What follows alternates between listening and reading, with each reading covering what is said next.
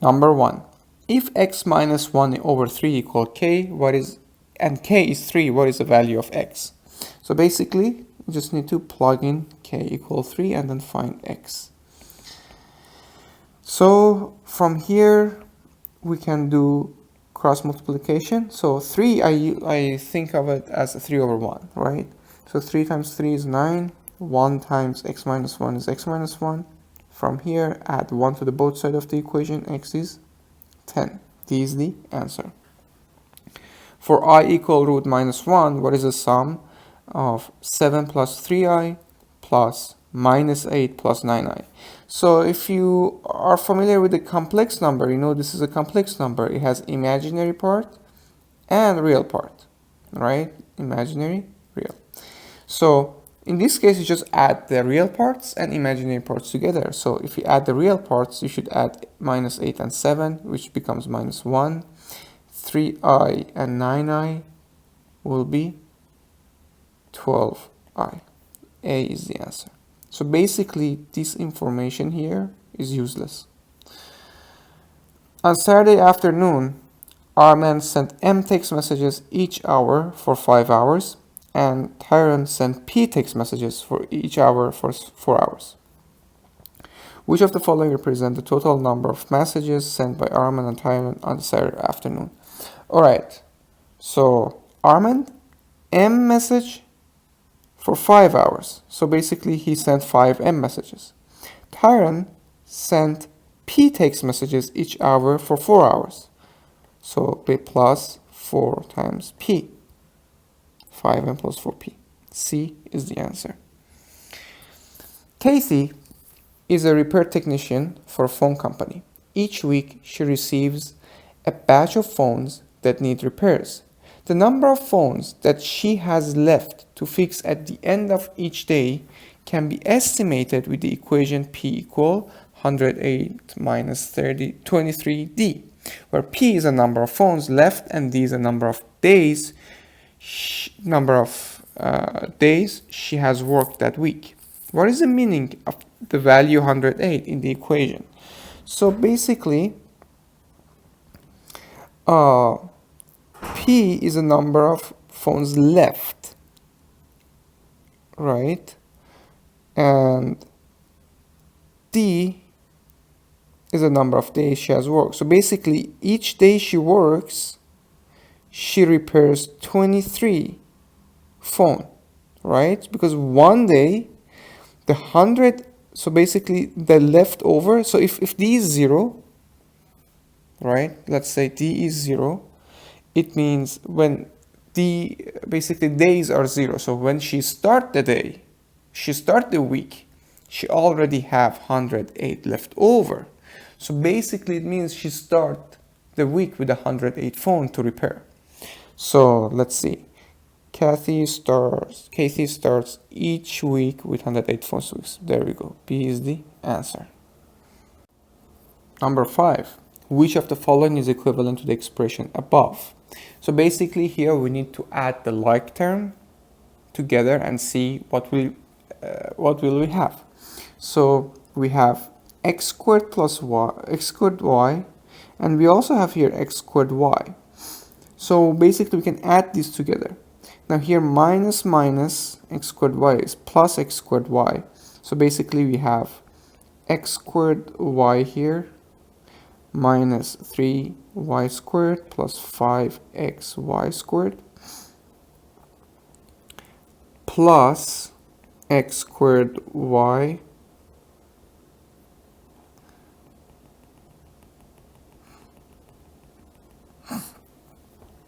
Number 5. Which of the following is equivalent to the expression above? So basically here we need to subtract these two expressions. So I'm going to just distribute this negative, this minus to all of these terms. So I'll have x squared y minus 3y squared plus 5xy squared, then plus x squared y minus 3xy squared plus 3y squared. So from here, I can add this one to this one. They're like terms. So basically, I'll have 2x squared y, then this 3y squared and minus 3y squared cancel out, then 5xy squared minus 3xy squared ends up with 2xy squared. So C is our answer. So this is a model that a pediatrician uses the model to estimate the height of a boy in inches in terms of the boy's age, A, in years, between the age of 2 and 5. Based on the model, what is the estimate increase in inches of a boy's height each year? Alright, so basically each year, because A is in year, right? So if it goes 1 year above, basically the height will 3 inches will be added to the height. So each year 3 inches. There you go. 7. The formula above gives a monthly payment M needed to pay off a loan of P dollars at R% annual interest over N months. Which of the following gives P in terms of M, R, and N? So because we need to get P in terms of others, basically we just need to isolate P in one side of the equation. To do that, I can multiply both sides of this equation into the denominator and divide both sides of the equation into by the numerator. Alright, so if I multiply both sides of the equation by denominator, it means I'll end up with having M times 1 plus R 1200 to the power of N minus M, because I multiplied this, right, to the right side and left side. When I multiply to left side, M will be multiplied to this term. Okay, then I divide this by the numerator. So R over 1200 and 1 plus R over 1200 to the power of N. So from here, basically I can factor M. If I factor M, right, then I'll have M times this. So you can see that it B. If A over B equals 2, what is the value of 4B over A? So we have A over B 2. On the other hand, we want 4 times B over A. So when A over B is 2, we can find out that B over A is 1 over 2. I just reciprocate this, so this will also become reciprocated. So it's going to be 4 times, we know now B over A is 1 over 2. So basically 4 times 1 over 2 is going to be 2. What is the solution xy to the system of equation above? So we have a system of equation. You can choose to use elimination or substitution in order to solve it. Alright, so I choose here to use elimination. In order to use elimination, I can multiply this by 3. In this case, we can get minus 3x, and here I have plus 3x, and they can cancel out when I add the left side, and then I'll have only y, and then I can solve it for y, and then I can find x. Alright, so let's do that. So the top equation is 3x plus 4y equals minus 23. The bottom one will become 6y minus 3x equal minus 57. Right? Okay. Then I add left side and the right side. So adding right side of the equation, I will have minus 80. On the left side, 3x and minus 3x cancel out. 6y and 4y become 10y. So y is minus 8. So the only y that is minus 8 is actually b, so I don't even need to find x. But to just show you, you can just plug in y in one of these equations. Let's plug it in here. So 2 times minus 8 minus x becomes minus 19. So minus 16 minus x is minus 19. From here, x will be 3. Right? By adding 16 to the both sides of the equation, so minus x become minus 3. Then x is 3.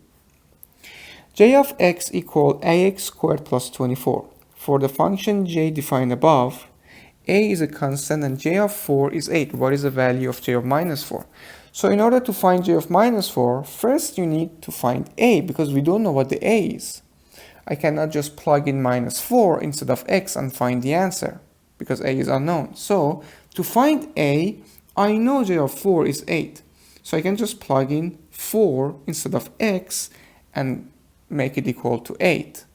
So basically I can say 8 is equal to a times 4 squared plus 24. 4 squared is 16. So 16a plus 24 is 8. From here, 16a becomes 8 minus 24, which will be minus 16.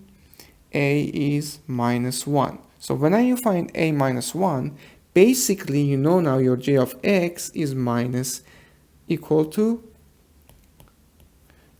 to minus x squared plus 24. Now you can plug in minus 4. So j of minus 4 equals minus 4 squared plus 24. We basically give you the same answer, and that answer is 8, because this is 16, then you have minus 16 plus 24. That's going to be 8. 11. B equals 2.35 plus 0.25x and C equal 1.75 plus 0.40x. In the equation above, B, C represent the price per pound in dollars of beef and chicken respectively. So beef, chicken, all right. X weeks after July 1st during last summer, what was the price per pound of beef when it was equal to the price per pound of chicken? So basically, you say, what is x when 2.35 plus 0.25x is equal to 1.75 plus 0.4x. Now, to find that, you need to subtract 2.35 minus 1.75 will be equal to 0.4x minus 0.25x. So here you have 0.15x will be equal to 0. Then here it will become 13, 6, and 0. So 0.6 equals 0.15x. So x will be equal to 0.60 over 0.15. All right. Now, in this case, you need to divide them. So in order to divide them, x will be 4, right? Basically, you're dividing 60 by 15 because you have 2 digits after the decimal. It doesn't matter. So you can just remove that and divide them. All right. So when x is 4, you just need to plug 4 in this one or this one and find B or C, because B or C are going to be the same. It doesn't matter which one. So just plug that in. I plug in on the top one. 4 times 0.25 is 1. 4 times 0.25 is 1. Then 1 plus 2.35 is 3.35. D is the answer. A line in the xy plane passes through the origin and has a slope of 1/7. Which of the following points lies on the line? Alright, so basically we have one point in our line, and that point is 0 and 0 because it passes through the origin. We don't know what is the other one, but we know how to find the slope. Slope equals y2 over y1, it doesn't matter, x2 minus x1. So let's say this is point number 1, and point number 2 is one of these, which we don't know. So we can say slope, which is 1/7, will be equal to y2 minus 0 over x2 minus 0. Alright, so y2 over x2 should be 1/7.